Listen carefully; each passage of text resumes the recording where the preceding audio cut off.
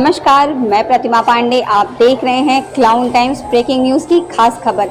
इस वक्त मैं पहुंच चुकी हूं वाराणसी के ककरमत्ता स्थित पॉपुलर सुपर स्पेशलिटी हॉस्पिटल में, जहां पर एक ही छत के नीचे मदर चाइल्ड यूनिट में नवजात शिशुओं से लेकर गर्भवती महिलाओं और आईवीएफ तक की सुविधा उपलब्ध है। आइए सीधे अब आपको अंदर ले चलते हैं और पॉपुलर ग्रुप ऑफ हॉस्पिटल के चेयरमैन डॉक्टर ए.के. कौशिक से बात करते हैं और जानते हैं कि उनके इस यूनिट में क्या क्या सुविधाएं उपलब्ध हैं। अब मैं पॉपुलर हॉस्पिटल के मदर चाइल्ड यूनिट में पहुंच चुकी हूं, जहां आप सामने देख सकते हैं कि मेडिकल की दुकान है। ये दुकान 24 घंटे खुली रहती है।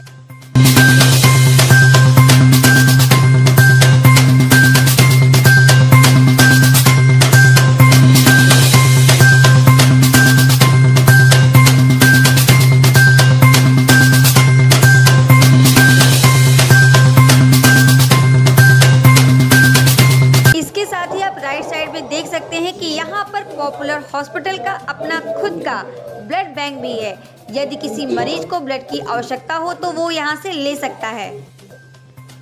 मैं पहुँच चुकी हूँ पॉपुलर हॉस्पिटल के ब्लड बैंक में और आपका नाम क्या है? टेक्निकल सुपरवाइजर सोमेश गुप्ता हूँ। जी, हमारे साथ जो है सोमेश गुप्ता जी हैं। आइए इनसे जानते हैं कि यहाँ पर जो है किस तरीके की मशीनें हैं।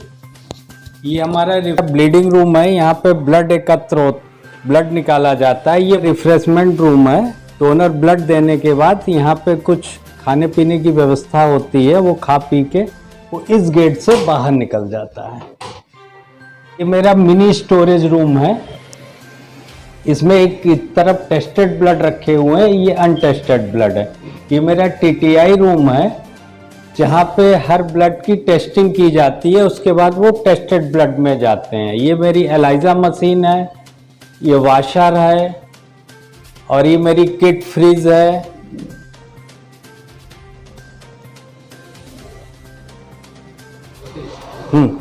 ये मेरे क्रॉस मैचिंग रूम है। यहाँ पे हम लोग जेल कार्ड मेथड करते हैं। ये जेल कार्ड की सेंट्रीफ्यूज है। इधर पेपर तैयार होते हैं, उधर टर्मोपेनपॉल का प्लाज्मा बाथ है। इसमें प्लाज्मा को गलाया जाता है और ये सेंट्रीफ्यूज है। ये मेरा कंपोनेंट प्रिपरेशन रूम है। ये प्लेटलेट एजिटेटर है, ये रेफ्रिजरेटर सेंट्रीफ्यूज है। यहाँ पे आप देख रहे हैं कि होल ब्लड को सेंट्रीफ्यूज करके उसको कंपोनेंट में डिवाइड किया जा रहा है। और ये मेरा लेमिनार एयर फ्लो है। यहाँ पे बच्चों के ब्लड को डिवाइड किया जाता है। खाली फ्रिज है। एक फ्रिज में -40 में टेस्टेड अनटेस्टेड प्लाज्मा, ये हमारा टेस्टेड है और वो अनटेस्टेड प्लाज्मा रखा जाता है। इसके ठीक लेफ्ट साइड में आप देख सकते हैं कि यहाँ पर इन्फर्टिलिटी स्पेशलिस्ट डॉक्टर दिशा दत्ता का कक्ष है। उसके ठीक बगल में स्त्री एवं प्रसूति रोग विशेषज्ञ डॉक्टर अनुपमा सिंह व नवजात शिशु और बाल रोग चिकित्सा का कक्ष है। पॉपुलर हॉस्पिटल की इस मदर चाइल्ड यूनिट में आप देख सकते हैं कि चिकित्सा से जुड़े हर तरह की मशीनें, लैब सभी कुछ मौजूद हैं।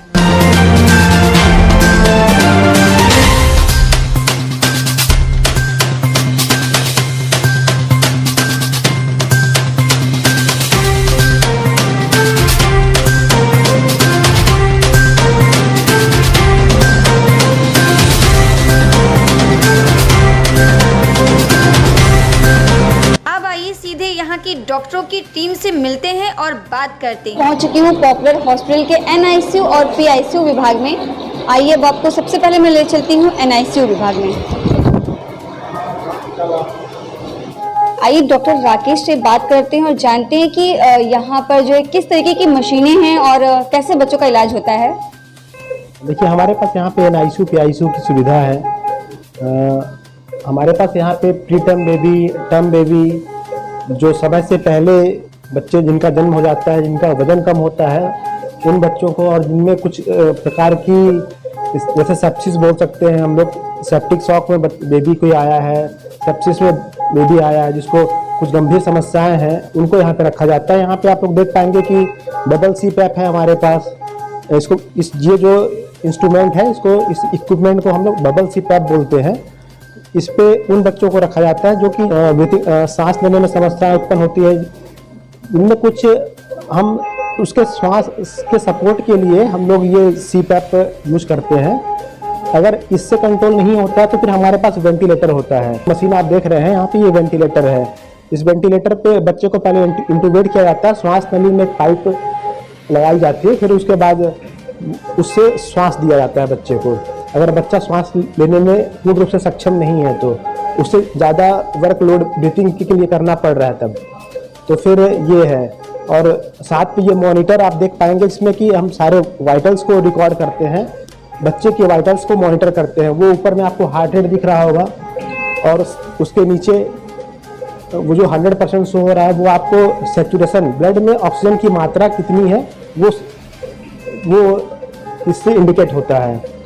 और साथ में ही ये वार्मर, रेडिएंट वार्मर है जिसमें बच्चे को जो टेम्परेचर चाहिए, एक न्यू बोर्न बेबी को, नियोनेट बेबी को जो 1 मंथ से कम का बेबी है, उसके लिए एक ऐसा इन्वायरमेंट होता है। ये रेडिएंट वार्मर जो टेम्परेचर चाहिए वो टेम्परेचर प्रोवाइड किया जाता है। साथ में बेबी को जो इसेंशियल मेडिसिन चाहिए, जो लाइफ सपोर्ट चाहिए, वो हम यहाँ पे प्रोवाइड करते हैं। अब मैं पहुंच गई हूँ PICU में। आइए यहाँ पर देखते हैं कि यहाँ पे किस तरीके की चिकित्सा सुविधा उपलब्ध है बच्चों के लिए।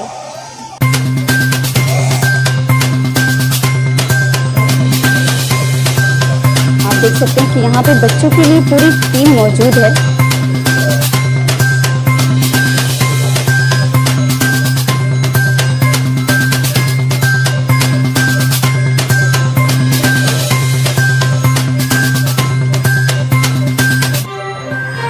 इस वार्ड में बच्चे नॉर्मल होने के बाद रखे जाते हैं, जिन्हें ICU और NICU से जो है छुट्टी मिल जाती है। यहाँ भी ये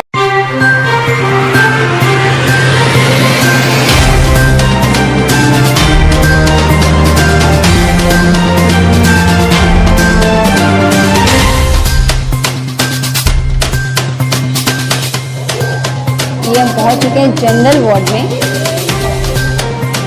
ये रिसेप्शन है और इधर वार्ड बनाए गए हैं।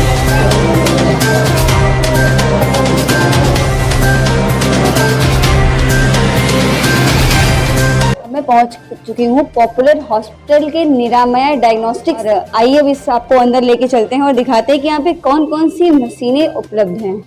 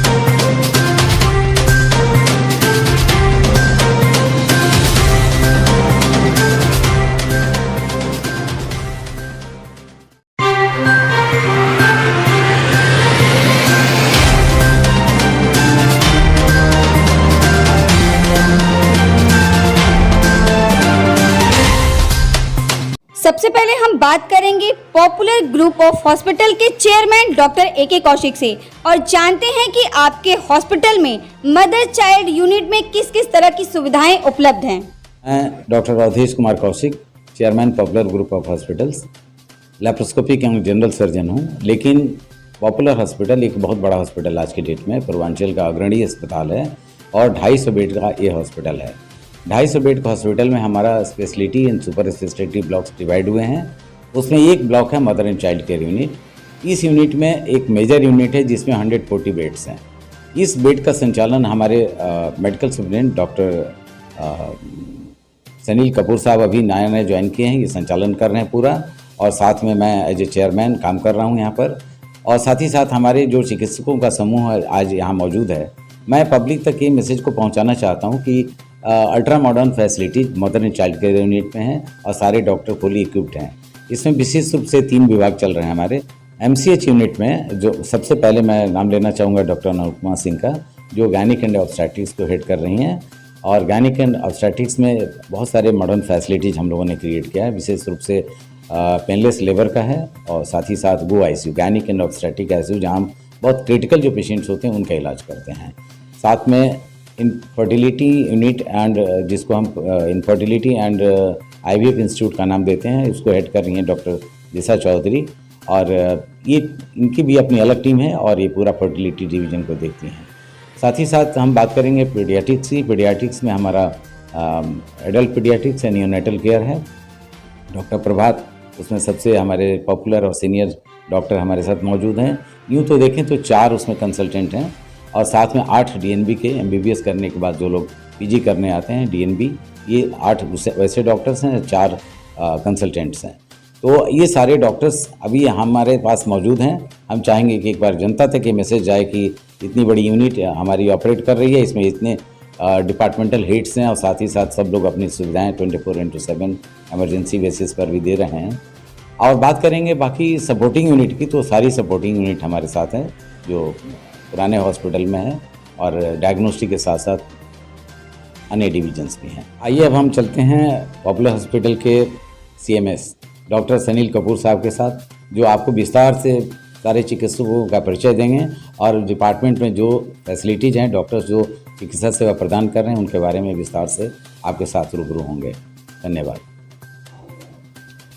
I'm Dr. Sanil Kapoor. Recently I have joined as Chief Medical Superintendent of Popular Group of Hospitals. जैसा कि आप सब लोग जानते हैं कि वाराणसी का सबसे अग्रणी हॉस्पिटल पॉपुलर ग्रुप है, और यहाँ पर जो मैंने आके देखा और जो मैंने दिल्ली में देखा, दिल्ली में मैंने बहुत हॉस्पिटल्स में एज MS रहा हूँ, लेकिन यहाँ की सर्विसेज देखकर मैंने देखा कि ये अनपैरेलल्ड हैं ऑल ओवर इंडिया के हिसाब से। They are one of the best.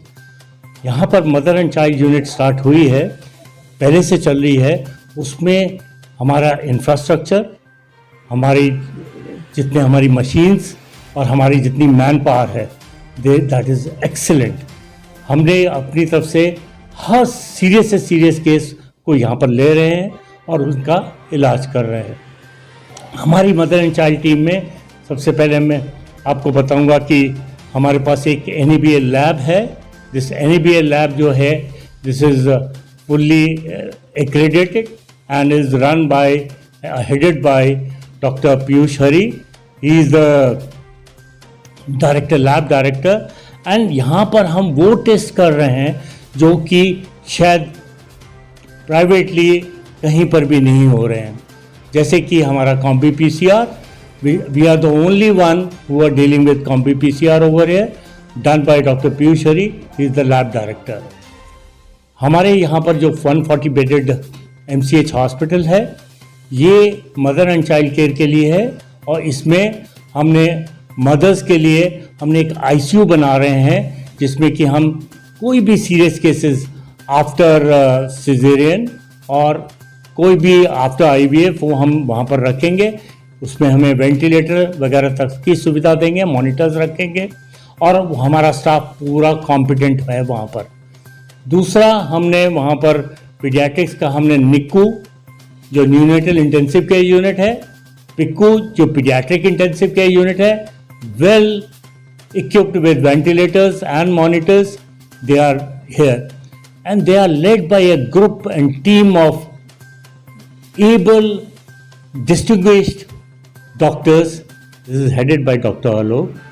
और उनके साथ बहुत ही एबल और डिस्टिंग्विश डॉक्टर्स हैं, doctor Prabhat, doctor Roshni, doctor Shipra and बहुत सारे DNB स्टूडेंट्स जो यहाँ पर अपनी पोस्ट ग्रेजुएशन करने आए हुए हैं। Similarly we have the gynae this thing fully equipped OT with well ventilation, proper lights, fully air conditioned, और हमारे पास हमने वहाँ पर अपना जो ICU गायनी और ऑप्स का ICU है वहाँ पर वो रखा है, ठीक है। साथ ही साथ वहाँ पर हम एक HDU भी क्रिएट करते हैं जो हाई डिपेंडेंसी यूनिट है, और उसमें भी हम बेड्स रख रहे हैं which will be a boon for the gynae department. इसके साथ हमारे पास यहाँ पर इसमें this department is being headed by doctor Anupama and a team of doctors with DNB students. Similarly we have a full fledged IVF centre. अब मैं आपको IVF की हेड डॉक्टर दिशा के पास ले चलूँगा। अब डॉक्टर दिशा अपना पूरा IVF सेंटर के बारे में बताएंगे।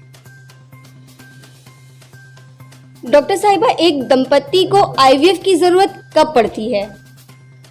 इनफर्टिलिटी जो हम बताते हैं वो ये है कि अगर कोई दंपत्ति 1 साल से कोशिश कर रहा है without using any kind of contraceptives, तो और वो कंसीव नहीं कर पा रहा है तो उसको हम लोग इनफर्टिलिटी बोलते हैं। या फिर कपल में अगर महिला की उम्र 35 से ज़्यादा है और वो 6 महीने से कोशिश कर रहे हैं और उनको कंसीव नहीं हो रहा है, तो उस कपल को या दंपत्ति को हम एज ए इनफर्टाइल कपल घोषित कर सकते हैं। डॉक्टर साहिबा, इसका पूरा प्रोसेस क्या है? देखिए, इनफर्टिलिटी के कई प्रोसीजर्स हैं। मैं अभी आपको IVF के बारे में थोड़ा ब्रीफली बताना चाहूँगी।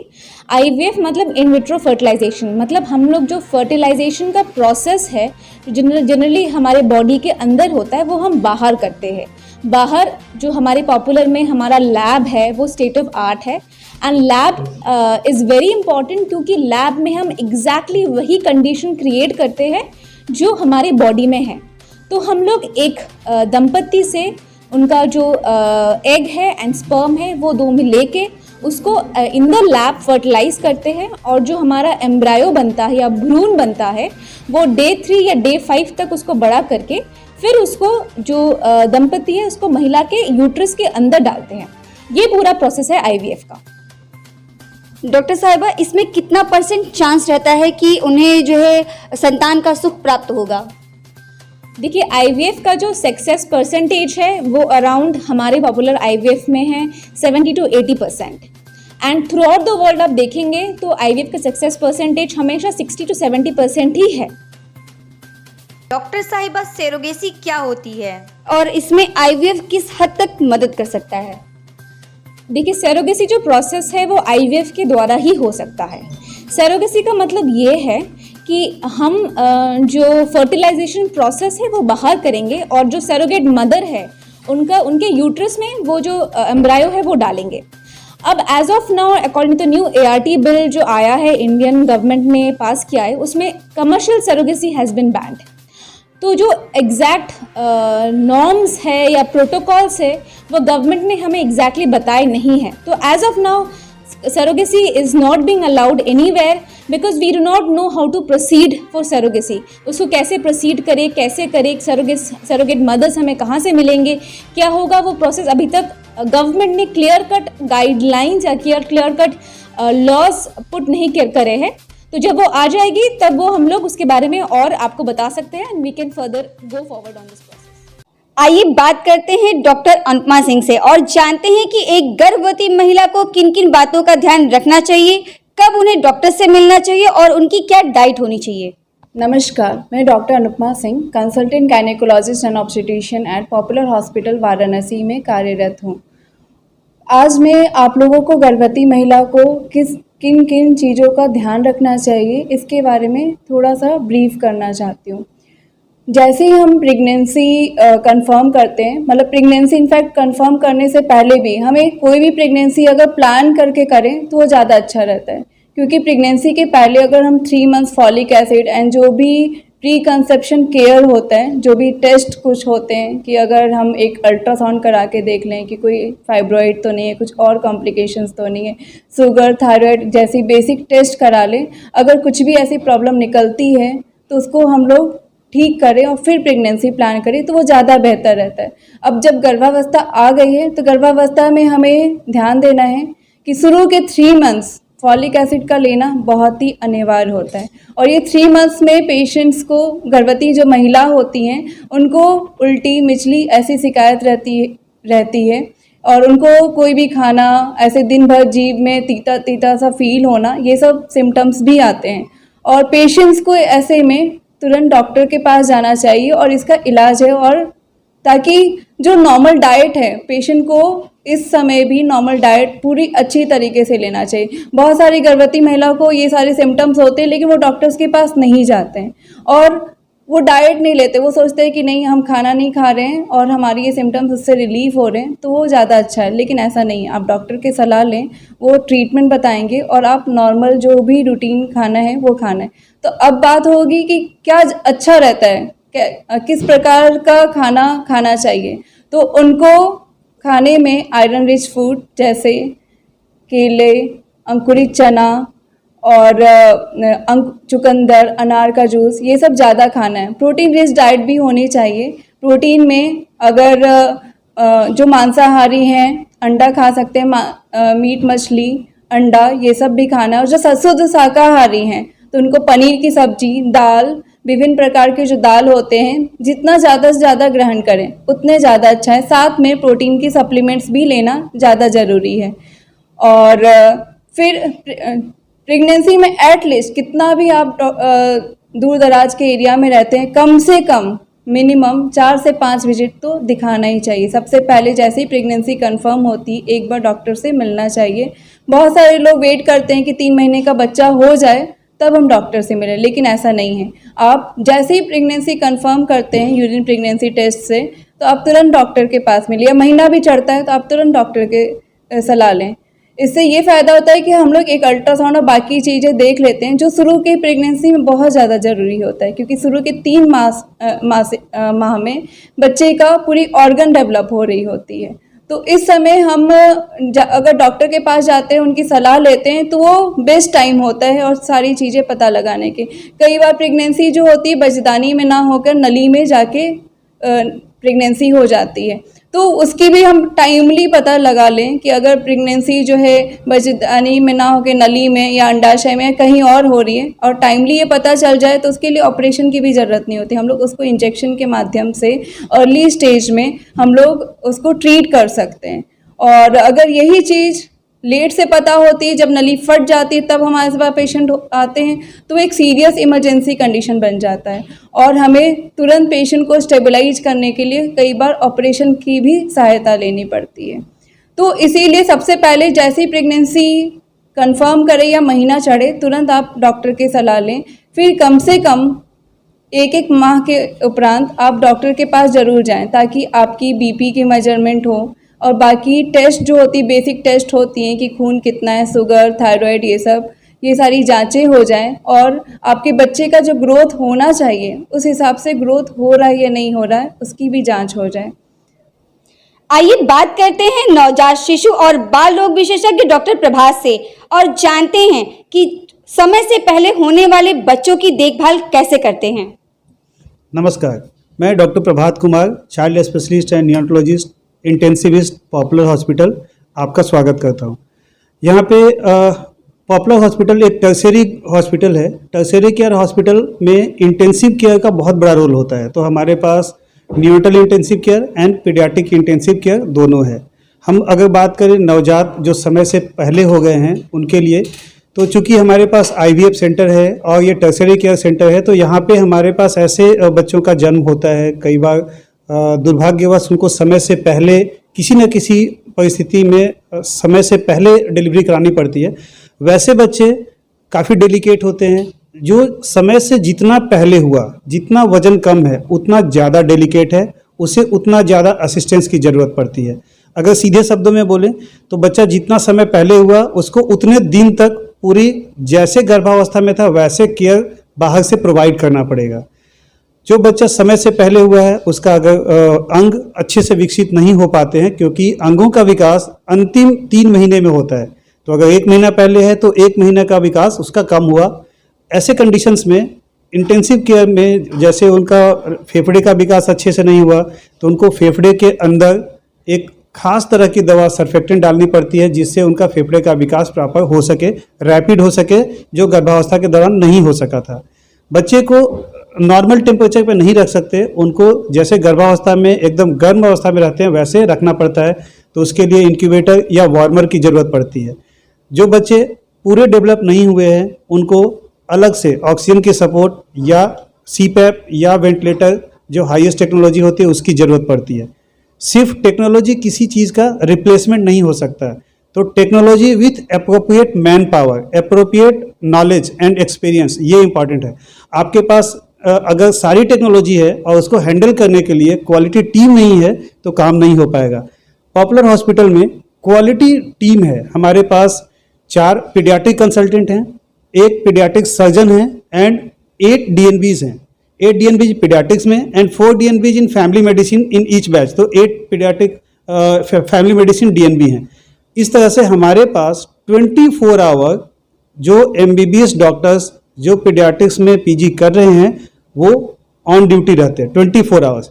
इसके साथ साथ एक पीडियाट्रिशियन हमेशा वहाँ पे ज़रूरत पड़ने पे ऑन कॉल अवेलेबल रहते हैं।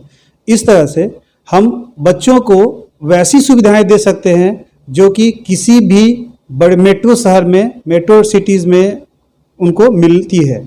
पॉपुलर हॉस्पिटल में हम लोग एक टर्शियरी केयर सेंटर होने के चलते, पीडियाट्रिक की पढ़ाई होने के चलते, सारे इक्विपमेंट का नॉलेज पॉपुलर हॉस्पिटल में टर्शियरी केयर सेंटर होने के साथ इंटेंसिव केयर टीम ऐसे मैनेज करते हैं जिसमें हर समय एक इंटेंसिविस्ट इंटेंसिव केयर यूनिट में अवेलेबल होते हैं, जिससे बच्चों को सही समय पे सही उपचार मिल पाता है। जैसे मैंने already neonatal and paediatric echocardiology, ultrasound cranium and ultrasound USG का स्पेशल कोर्स किया हुआ है, तो जो नवजात बच्चे समय से पहले जन्म होते हैं उनको उसी समय ज़रूरत के हिसाब से इको करके, अल्ट्रासाउंड करके उनके अंदर कोई डिफेक्टिव है कि नहीं निकाल लेते हैं।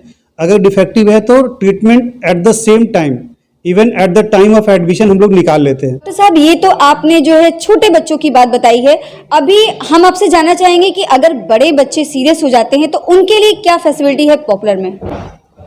जैसा हम लोग बात कर रहे थे कि पॉपुलर हॉस्पिटल एक टर्शरी हॉस्पिटल है। पीडियाट्रिक्स में पूरे बनारस में जब बच्चे सीरियस होते हैं तो या तो उनको BHU रेफर किया था या पॉपुलर हॉस्पिटल।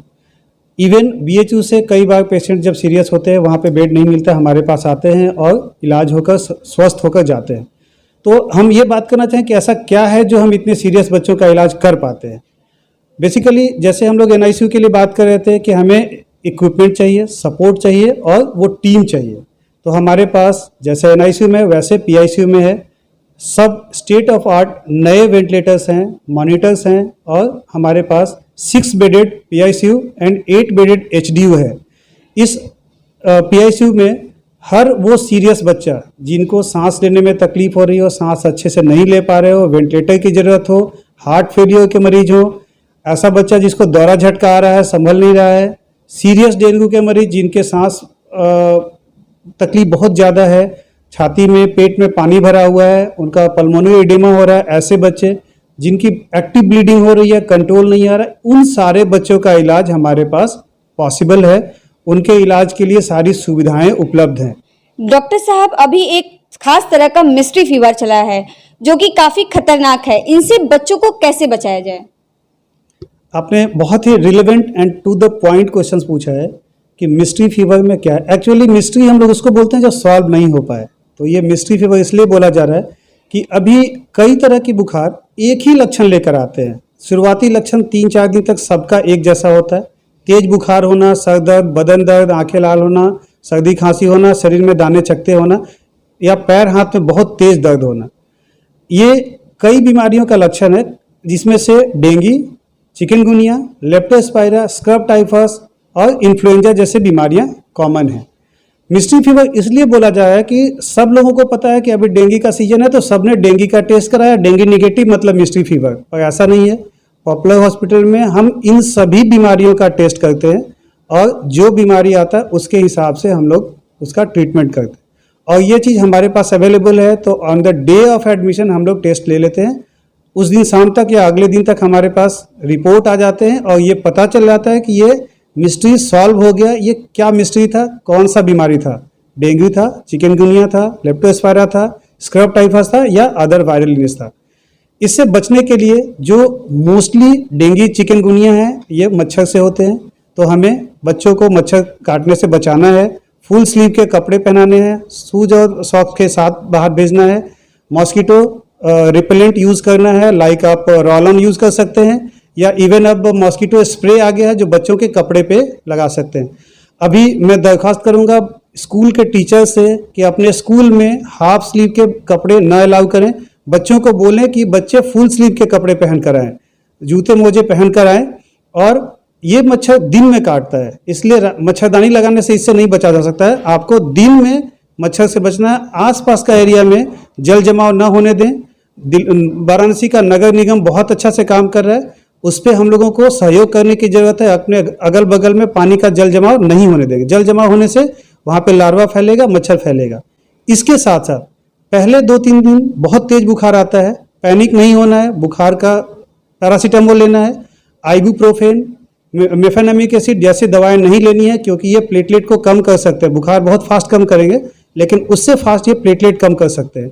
डॉक्टर से सलाह लेना है, डॉक्टर पास जांच करा के नहीं जाना है, डॉक्टर पास जाने के बाद जांच कराना है जो डॉक्टर सलाह देंगे। यहाँ पे पॉपुलर हॉस्पिटल में ब्लड बैंक, जो डेंगू में थ्रोम्बोसाइटोपिनिया प्लेटलेट कम होना एक बहुत बड़ी समस्या है, तो यहाँ पे जो ब्लड बैंक अवेलेबल है वो एकदम नई टेक्नोलॉजी से एसडीपी तैयार करते हैं, जिसमें इवन इफ कि अगर आपके सेम ब्लड ग्रुप का पेशेंट अटेंडेंट नहीं है जो डोनेट कर सकता है, तो दूसरे ब्लड ग्रुप के पेशेंट का भी दिया जा सकता है अगर इमरजेंसी है और ब्लड नहीं मिल रहा है। तो इस ढंग की मशीन यहाँ अवेलेबल है। ये सिर्फ प्लेटलेट में है, ब्लड में नहीं है। प्लेटलेट को एसडीपी जो बनाते हैं उसके लिए ये फैसिलिटी अवेलेबल है। उसी तरह से डेंगू में शॉक होना बहुत खतरे वाली चीज़ है, जिससे जान तक जा सकता है। शॉक मैनेज करने के लिए आईसीयू, प्रॉपर आईसीयू, तुरंत वहाँ पे फोकस, जो नई टेक्नोलॉजी है, पॉइंट ऑफ केयर अल्ट्रासाउंड, वो हम लोग करते हैं। शॉक में बच्चा आया, कितना आईवी फ्लूइड देना है या बीपी बढ़ाने की दवा देनी है, ये अल्ट्रासाउंड या इको उसी समय करके हम लोग डिसाइड करते हैं। और टू द पॉइंट बार बार करते रहते हैं, ताकि फेफड़े में, पेट में पानी जमा होकर उसको जान का खतरा ना करे, या अगर उस ढंग का हो गया तो उसको जितना जल्दी निकाल सके। फिर भी अगर बच्चे को ज़रूरत पड़ता है वेंटिलेटर का, तो हमारे पास एकदम रिसेंट और आधुनिक वेंटिलेटर उपलब्ध है। वेंटिलेटर चलाने के लिए पूरी टीम अवेलेबल है। इस तरह से हम लोग डेंगू क्रिटिकल केयर के पेशेंट्स को भी इलाज करने के लिए सक्षम हैं। अभी आपने देखा एमसीएच यूनिट, जो पॉपुलर हॉस्पिटल का एक बड़ा यूनिट है, जहां सभी प्रकार की मदर और चिल्ड्रन से रिलेटेड डिजीज का इलाज होता है, उसके बारे में विस्तार से अपने सारे चिकित्सक से रूबरू हुए। साथ में मैनेजमेंट टीम से मैं और डॉक्टर सनील कपूर हमारे सीएमएस थे। मैं पूर्वांचल की जनता को बताना चाहता हूँ और उनको समझाना चाहता हूँ कि अगर आपको किसी भी तरह की इससे रिलेटेड समस्या है तो आप पॉपुलर हॉस्पिटल को प्रायोरिटी दीजिए, क्योंकि यहाँ पर 24/7 ये फैसिलिटीज अवेलेबल हैं।